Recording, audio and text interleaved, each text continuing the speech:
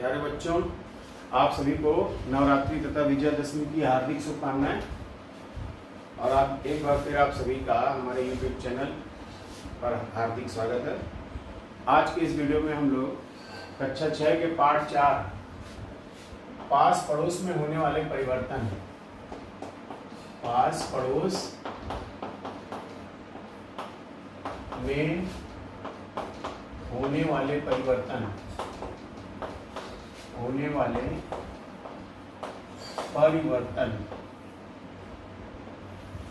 के अभ्यास प्रश्नों को हल करेंगे।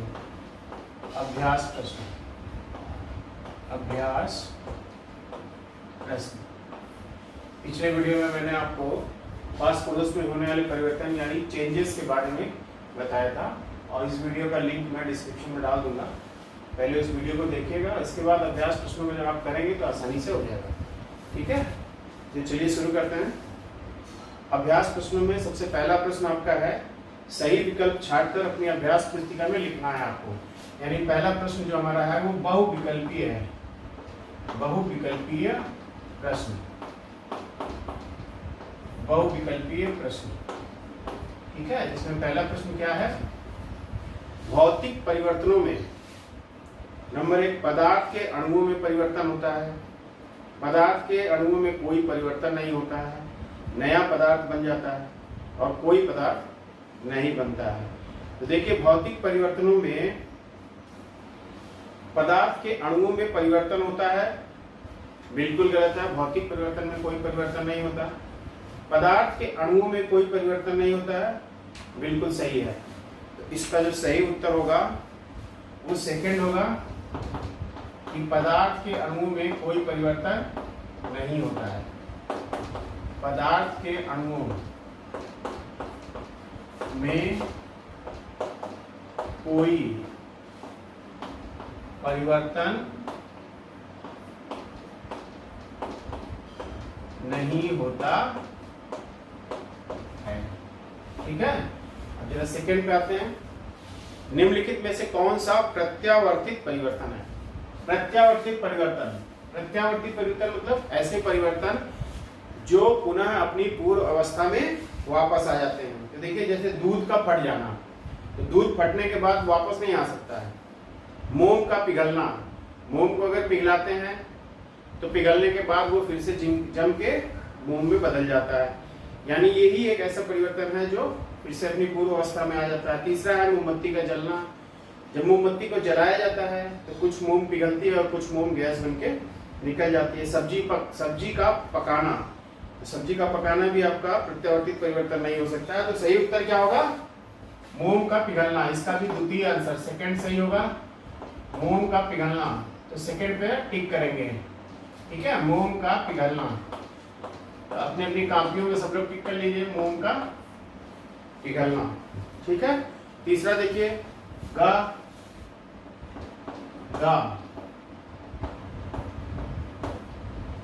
में ज्वालामुखी का फटना। ज्वालामुखी का फटना किस प्रकार का परिवर्तन है? मंद परिवर्तन, अनुकूल परिवर्तन, प्रत्यावर्तित परिवर्तन, अनियमित परिवर्तन। तो देखिए, मंद परिवर्तन नहीं है। ज्वालामुखी जब फटता है तो बहुत सा लावा निकलता है, बहुत सी अग्नि निकलती है, बड़ा नुकसान होता है। अनुकूल परिवर्तन भी नहीं है क्योंकि हमारे लिए लाभदायक नहीं है। प्रत्यावर्तित परिवर्तन भी नहीं है क्योंकि ये वापस नहीं हो सकता। तो आंसर सही उत्तर कौन सा होगा इसका? चौथा, IV यानी अनियमित परिवर्तन, इर्रेगुलर चेंज, अनियमित परिवर्तन। तो अनियमित परिवर्तन पर टिक कर लीजिए सभी लोग। ठीक है, प्रश्न 2 देखिए। प्रश्न 2 है आपका, खाली स्थान भरना। रिक्त स्थानों की पूर्ति अपनी अभ्यास पुस्तिका में भरिए। तो मेरे साथ साथ अपनी अभ्यास पुस्तिका में भरते जाएंगे। तो चलिए, पहला है क, गिलास का टूटना। गिलास का टूटना किस प्रकार का परिवर्तन है? बोलिए, याद करो। गिलास का टूटना कैसा परिवर्तन है? बिल्कुल सही, भौतिक परिवर्तन। कौन सा परिवर्तन है? भौतिक परिवर्तन। तो यहाँ खाली जगह में क्या भर देंगे? भौतिक परिवर्तन। खा देखिए, भौतिक परिवर्तन में वस्तु के गुण बदल जाते हैं। तो कौन से गुण बदलते हैं भौतिक परिवर्तन में? भौतिक परिवर्तन में वस्तु के सिर्फ बाहरी गुण जो हमको बाहर से दिखाई देते हैं, जैसे उसका रंग, रूप, आकार, शेप, ये सब चीजें बदल जाती हैं। ग है जो परिवर्तन अपनी इच्छा से करते हैं। तो जो परिवर्तन अपनी इच्छा से करते हैं वो कैसे परिवर्तन करेंगे? भाई इच्छा से हो रहे हैं तो ऐच्छिक परिवर्तन हो जाएंगे, यानी हमारी इच्छा से होने वाले परिवर्तन। जैसे जब हम चाहेंगे तब अपना हाथ उठा सकते हैं, पैर उठा सकते हैं, चल सकते हैं, बैठ सकते हैं। तो ये सभी परिवर्तन जो अपनी इच्छा से होते हैं क्या कहलाते हैं? ऐच्छिक परिवर्तन। घड़ी के पेंडुलम का दोलन, तो आपने देखा होगा टिक टिक करने वाली घड़ी वो क्या करती है? लगातार दाएं बाएं गति करती रहती है। तो घड़ी के पेंडुलम का जो दोलन है वो नियमित दोलन होता है। कैसा दोलन, कैसा परिवर्तन कहलाएगा? नियमित परिवर्तन, एक निश्चित समय पर लगातार होता रहता है।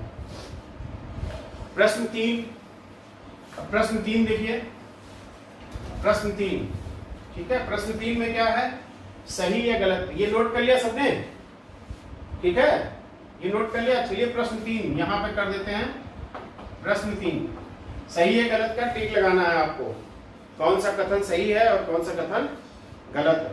पहला देखिए, क फल को चाकू से काटने पर चाकू तथा फल के बीच पारस्परिक क्रिया होती है। तो हमने आपको पारस्परिक क्रिया परिवर्तन के बारे में भी बताया था कि अगर हम फल को चाकू से काटते हैं तो फल तो कट ही जाता है, दोबारा जुड़ नहीं सकता, और चाकू पर भी रस्टिंग हो जाती है, जिसके कारण हमारा जो फल हम काटते हैं उस पर भूरे भूरे स्पॉट्स आने शुरू हो जाते हैं। तो फल को चाकू से काटने पर चाकू तथा फल के बीच पारस्परिक क्रिया होती है, बिल्कुल सही है, तो सही का टिक लगा लीजिए। अगला है ख, प्रत्येक परिवर्तन के पीछे कोई ना कोई कारण होता है। तो मैंने आपको बताया था कि प्रत्येक परिवर्तन के पीछे कोई ना कोई कारण जरूर होता है, बिना किसी कारण के परिवर्तन संभव नहीं है। तो ये भी हमारा सही विकल्प है। चावल का पकना भौतिक परिवर्तन है, तो बताइए चावल का पकना भौतिक परिवर्तन है?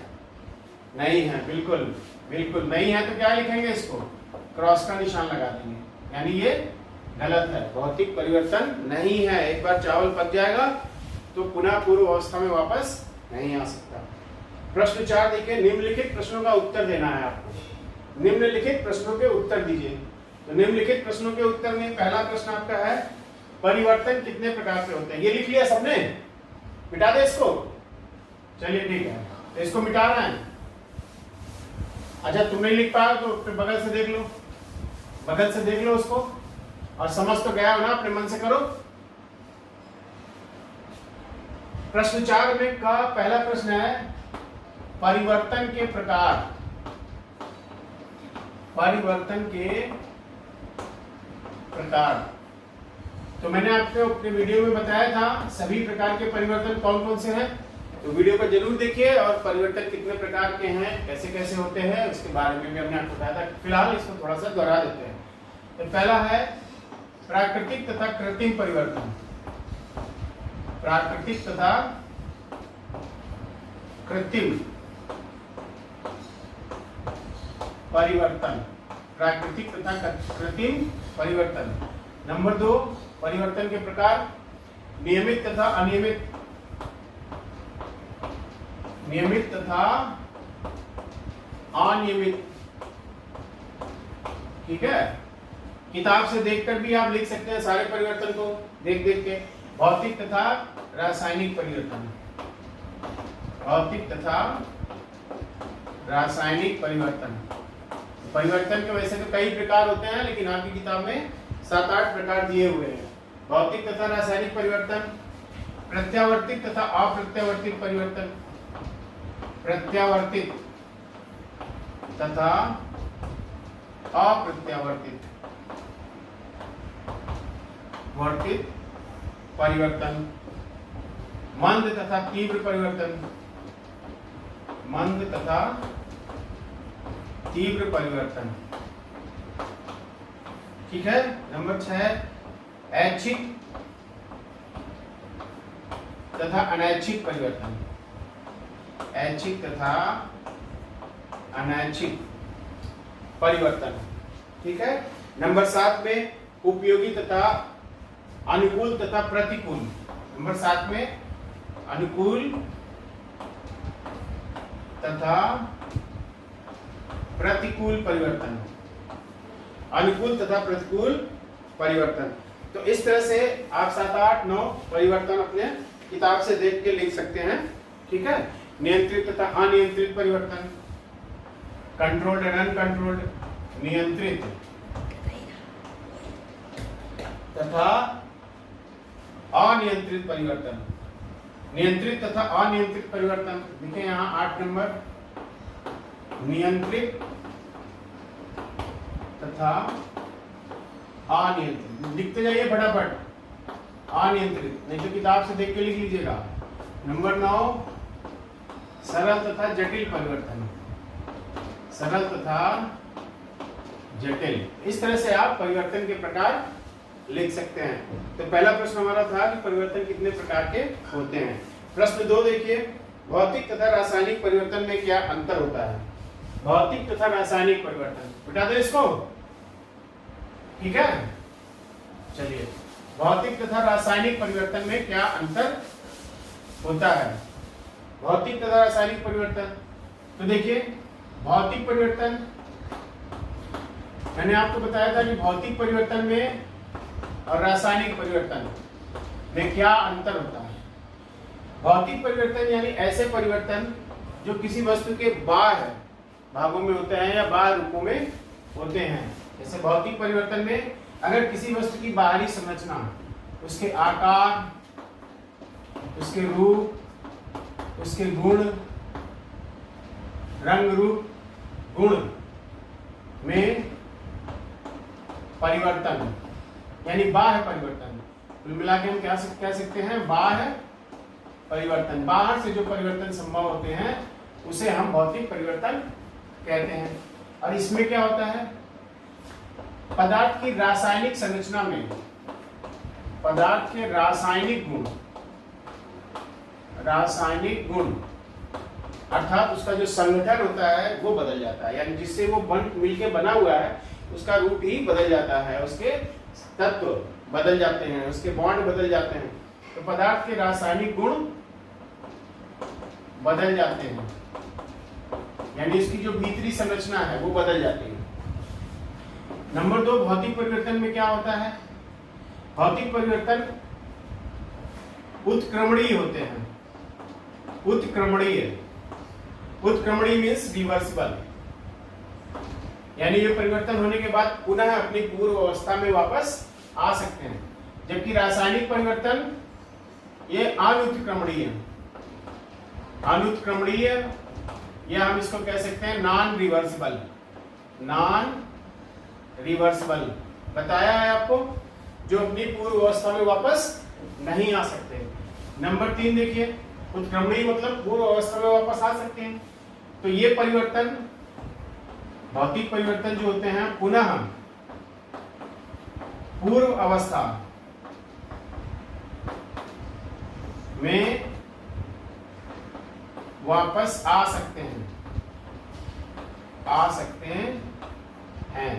और इसमें रासायनिक परिवर्तन में एक बार परिवर्तन हो गया तो फिर पूर्व अवस्था में वापस नहीं आ सकते, पूर्व अवस्था में वापस नहीं आ सकते। क्लियर? और भी अंतर लिख सकते हैं, जैसे नंबर 4 में आप लिख सकते हैं नया पदार्थ नहीं बनता है। भौतिक परिवर्तन में कोई नया पदार्थ नहीं बनता है, नया पदार्थ नहीं बनता है। और रासायनिक परिवर्तन में परिवर्तन होने के बाद नया पदार्थ बन जाता है जो फिर से वापस नहीं आ सकता है, नया पदार्थ बनता है। तो इस तरह से आप अंतर करके कॉपी में लाइन खींच के आप अंतर लिख लीजिए इस तरह से भौतिक और रासायनिक परिवर्तन के। अब जरा इनके उदाहरण देख लेते हैं भौतिक परिवर्तन और रासायनिक परिवर्तन के। ठीक है, बिठाते अच्छा ठीक है, एक पॉइंट बिठा दे रहे हैं, एक पॉइंट बिठा दे रहे बस, बाकी लिख लीजिए। थोड़ा सा पहले समझ लीजिए, इसके बाद नोट करिएगा। ठीक है, भौतिक परिवर्तन का उदाहरण देखिए, जैसे बर्फ है, भौतिक का उदाहरण, बर्फ से पानी का बनना, बर्फ से पानी का बनना यानी उसका गलना, और पानी से फिर हम बर्फ भी तो बना सकते हैं, वापस ला सकते हैं ना अपनी पूर्व अवस्था में। तो ये कैसा परिवर्तन हुआ? भौतिक परिवर्तन। इसी तरह से पानी से भाप का बनना, वाष्प का बनना, वाष्पीकरण या वाष्पन कह सकते हैं। तो भाप को ठंडा करके हम कंडेंस करके फिर पानी में बदल सकते हैं। तो ये दोनों परिवर्तन क्या है? रिवर्सिबल है, अपनी पूर्व अवस्था में वापस आ सकते हैं। तो ये किस प्रकार का परिवर्तन कहलाएगा? भौतिक परिवर्तन। अब जैसे कागज के टुकड़ों को फाड़ देना, कागज के टुकड़े ले लें, उसको फाड़ दें 2, 3, 4 टुकड़ों में, तो किस प्रकार का परिवर्तन है? भौतिक परिवर्तन, क्योंकि उसका कोई केमिकल नेचर नहीं बदलता।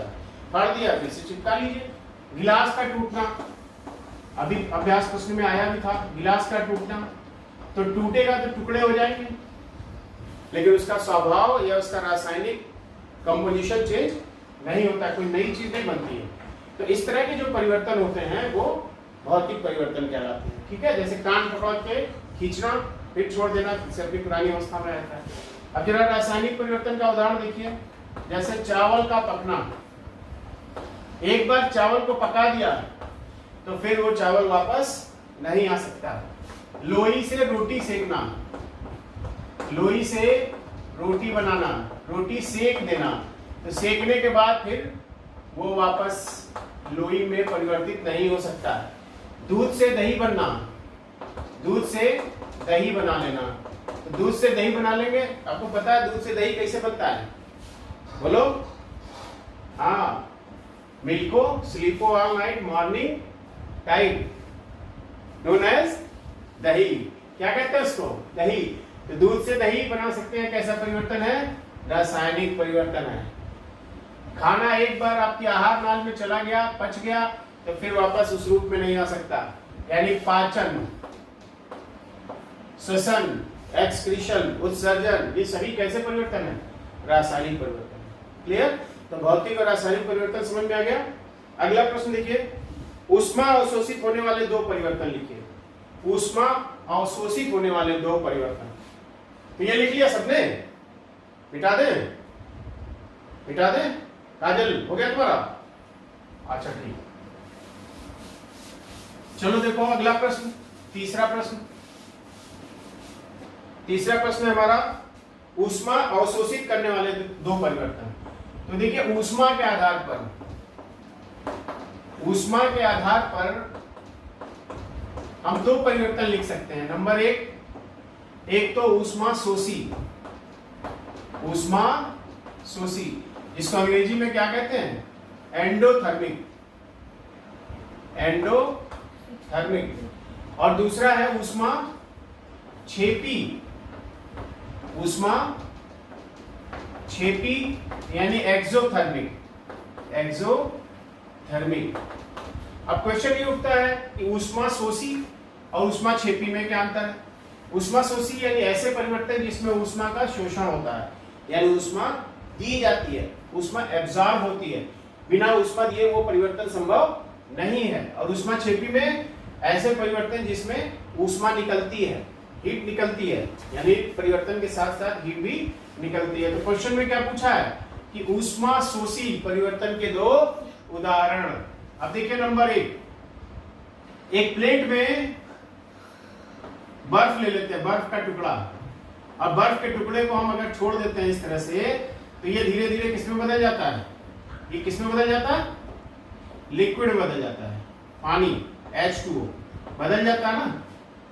तो क्या करता है ये बर्फ एटमॉस्फेयर से ऊष्मा को अवशोषित करता है और पिघलकर पानी में बदल जाता है। यानी बर्फ से पानी का बनना, बर्फ से पानी बनना, ये कैसा परिवर्तन है? ऊष्मा शोषी परिवर्तन। ठीक है। नंबर 2 देखिए, पानी से भाप का बनना, पानी से भाप यानी वाष्प, वाष्प का बनना, पानी से वाष्प का बनना। आपने देखा होगा बारिश में पानी इकट्ठा हो जाता है और कुछ दिनों बाद धीरे धीरे वो पानी क्या होता है? खत्म हो जाता है। तो कैसे खत्म होता है? ये जो पानी इकट्ठा हुआ है, ठीक है, ये पानी सूर्य की किरणों को यानी सूरज की रोशनी को अवशोषित करता है। सूर्य की किरणें जब इस पर लगातार पड़ती हैं तो ये धीरे धीरे भाप बन के उड़ जाता है। यानी पानी से वाष्प का बनना, इसमें भी हमें हीट की जरूरत पड़ती है, उष्मा की जरूरत पड़ती है। तो ये दूसरा परिवर्तन कैसा है? उष्मा शोषी परिवर्तन। तो उष्मा शोषी परिवर्तन में आप ऐसे कोई भी 2 एग्जाम्पल लिख सकते हैं जहां पर उष्मा की जरूरत होती है परिवर्तन को होने के लिए। ठीक है, तो ये 3 प्रश्न आपके इसमें थे। अब ये आपका अभ्यास प्रश्न पूरा हो गया है। इसमें एक प्रोजेक्ट कार्य दिया हुआ है, आपको इसे घर से करना है। मैं थोड़ा सा समझा देता हूं कि एक प्याली में नींबू या प्याज का रस लें। तो नींबू या प्याज का रस ले लीजिएगा और एक सीख से उसको उसमें डुबो के एक सादे कागज पे अपना नाम लिखिएगा। तो जब आप नाम लिखेंगे तो कागज थोड़ा गीला होगा, उसको सुखा लीजिएगा। अब सुखाने के बाद वो नाम दिखाई देना बंद हो जाएगा। तब आप क्या करेंगे? उसको मोमबत्ती जलाकर और मोमबत्ती पे धीरे धीरे उसको हीट करेंगे, गर्म करेंगे। तो आप देखिएगा कि गर्म करने पर क्या होता है। तो ये जो मैंने आपको बताया है इसको आपको घर पे करना है और घर पे करके आप हमें बताइए। लेकिन ध्यान रखिएगा उसके आग के ऊपर जब उसको रखेंगे तो बड़े आराम से, जलना नहीं चाहिए, वो बहुत हल्का हल्का गर्म होना चाहिए खाली। तो देखिए उसमें क्या परिवर्तन होता है। तो ये परिवर्तन आप घर से करके लाएंगे और हमें कल बताएंगे कि क्या हुआ था। ठीक है, चलिए, थैंक यू।